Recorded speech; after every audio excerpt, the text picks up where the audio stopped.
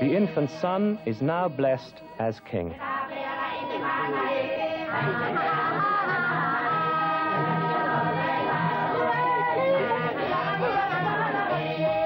Kava drink is prepared. Chants are sung. And the king is ready to abdicate his throne.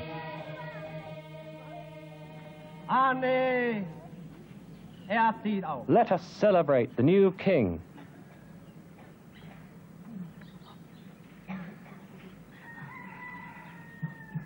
Bring on the entertainments.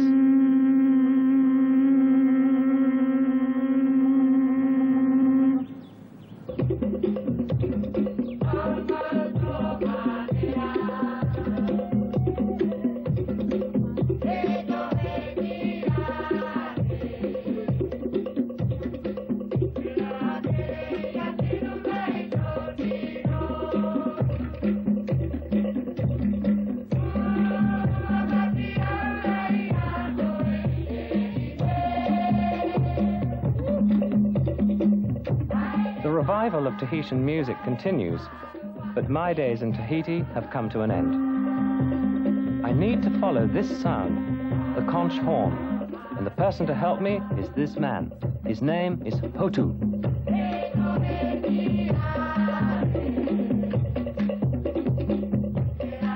I'm leaving Tahiti for the final and furthest point east on my musical mariner's stick chart, and I'm truly elated. I'm traveling with Hotu and his conch and his wife, and they've agreed to be my hosts.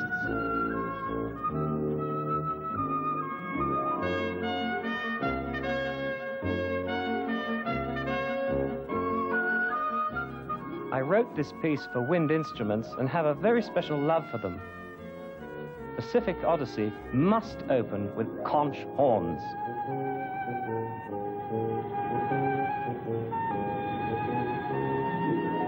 Now at the end of the Polynesian Triangle, I hope to find the real thing. This is Easter Island.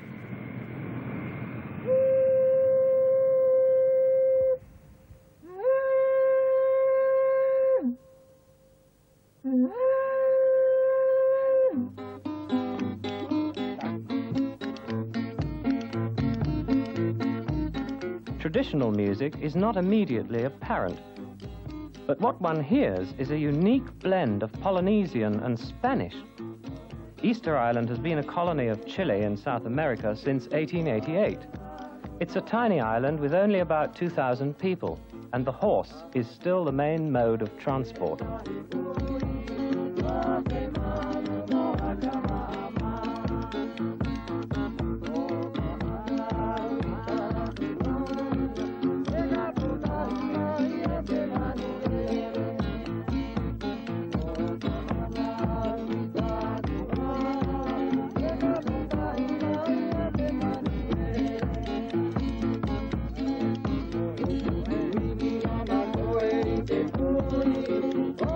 My friend Hotu comes from a long line of Polynesians who are directly descended from the great king of Easter Island, King Hotu Matua. This land is arid and barren. It's a 14-mile speck in the vast ocean, and the wind whips up from the Antarctic.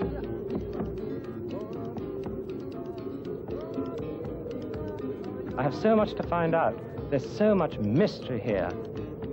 Hotu is explaining that the top knots are hair, like his hair. These are the famous statues known as moai. They lie scattered all over the island.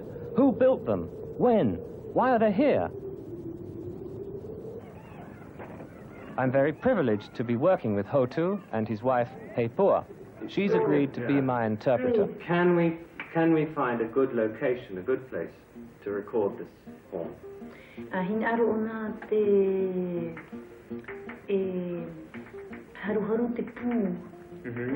What the conch, the poo. The poo. Yeah, it's really poo. You know the sound is like the name. Poo. Right. Now the problem, I'm worried about the wind, that it's a very isolated place, there's too much wind. Ranukau? He thinks it's the best place, Ranukau. And for Hotu, it's a good place, Ranukau. Te vera te mate, e have a tratrate. Te matai the natural song in the vegetation. You are poor, maybe for me, hear the vibration, the echo, vibration, and echo from the crater.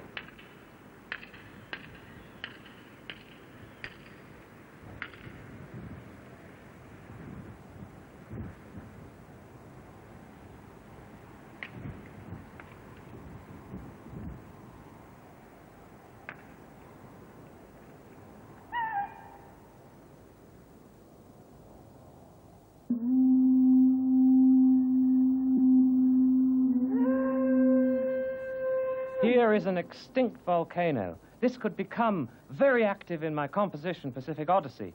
It's an inspiration for me, the power of the moment. And I'm going to compose a celebration of life.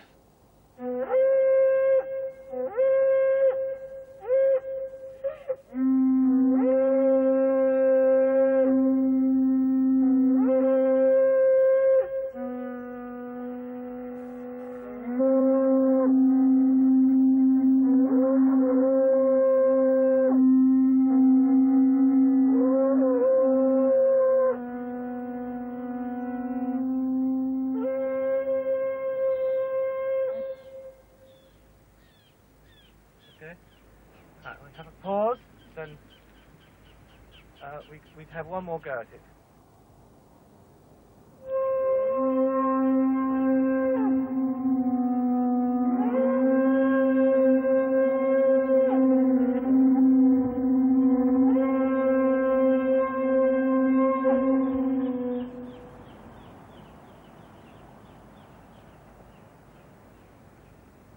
I'm standing on the rim of a volcano, on the brink of a new work.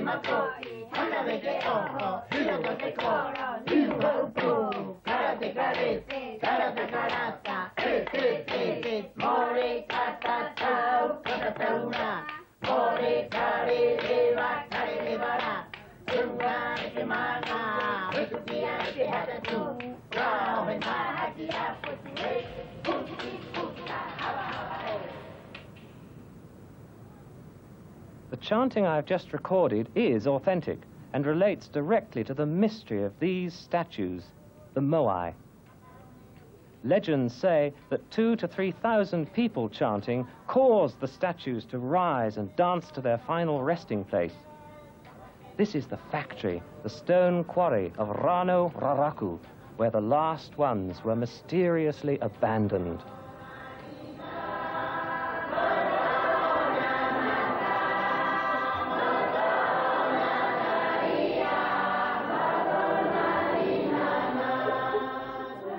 Nowadays, the carving is done in wood for the church and for visitors.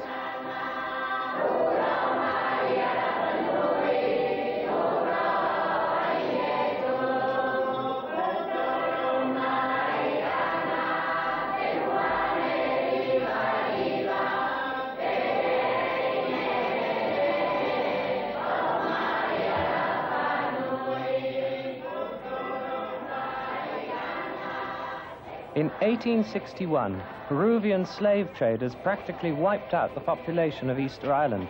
Only 111 islanders survived.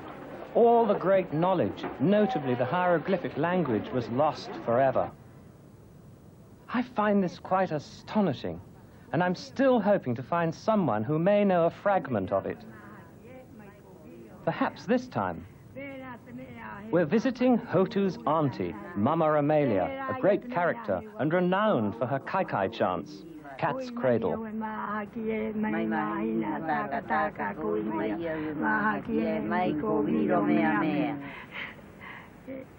The string figures illustrate the ancient legends of the island. Mama Amelia passes on her knowledge as she chants and evokes the spirit of these string pictures. It may be the story of ancient migration, of a battle, or a windy volcano. There are hundreds of them, each with its own story chant.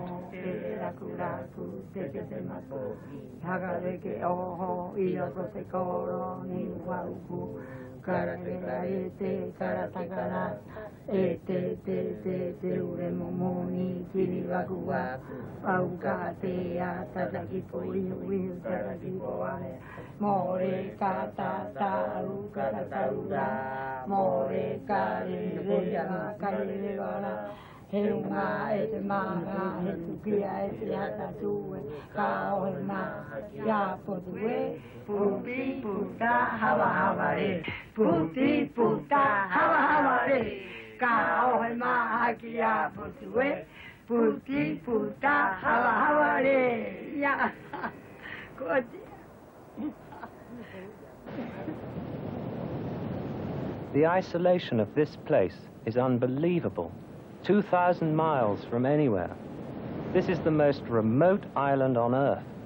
Rapa Nui, they call it. So remote that the ancestors felt that the closest land to them was the moon.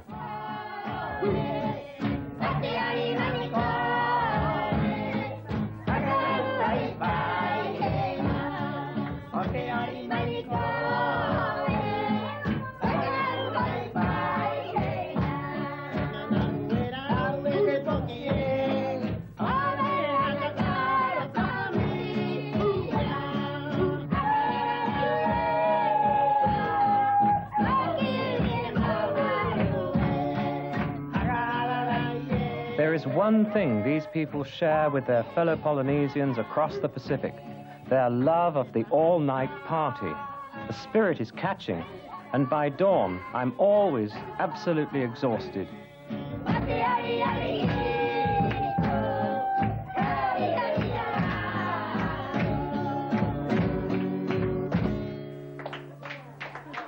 As Hotu says in his philosophy, this is the actuality, the power of the moment.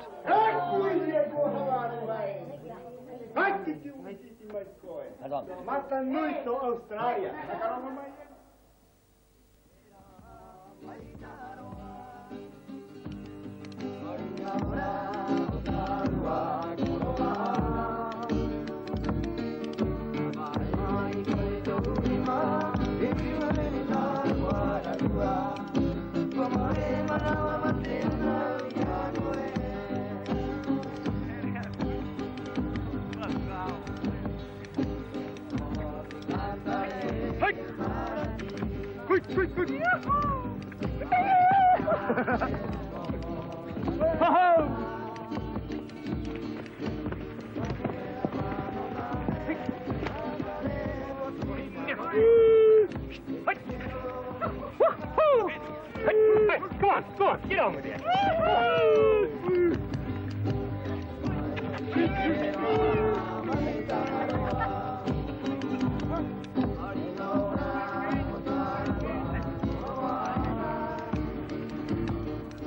One of Hotu's brothers is called Terai, and he's now our guide. We are on our way to a cave where the ancestors used to live. Get ready to do the war dance. I'm about to make one of the most important recordings I've ever made in the Pacific.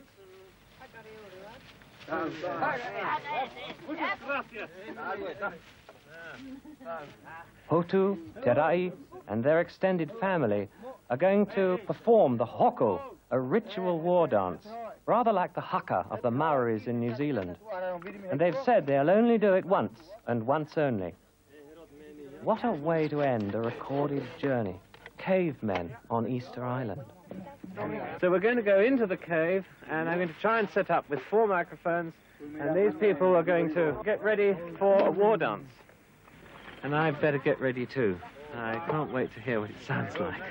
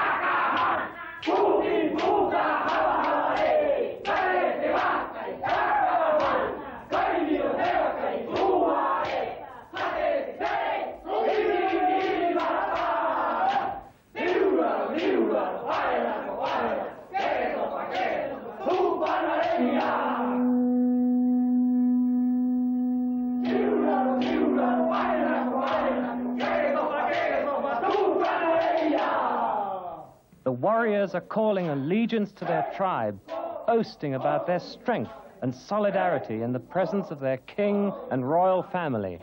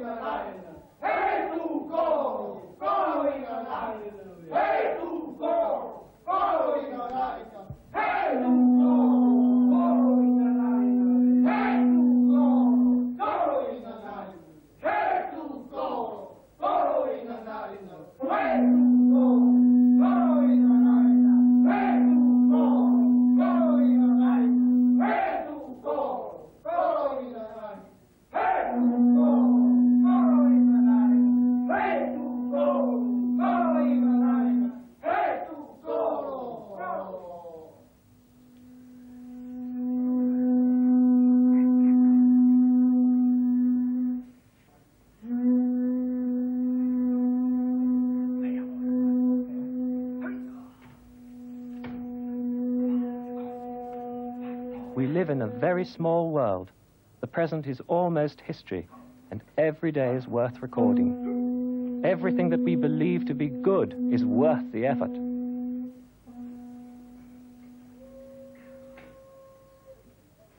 And now it's my privilege to thank all of you who have made this recorded collection possible throughout Polynesia, Micronesia, and Melanesia. Composers will always compose new songs. It's the audience who matter. They are the dreamers, and I would like to give them something. We first realised we'd gone utterly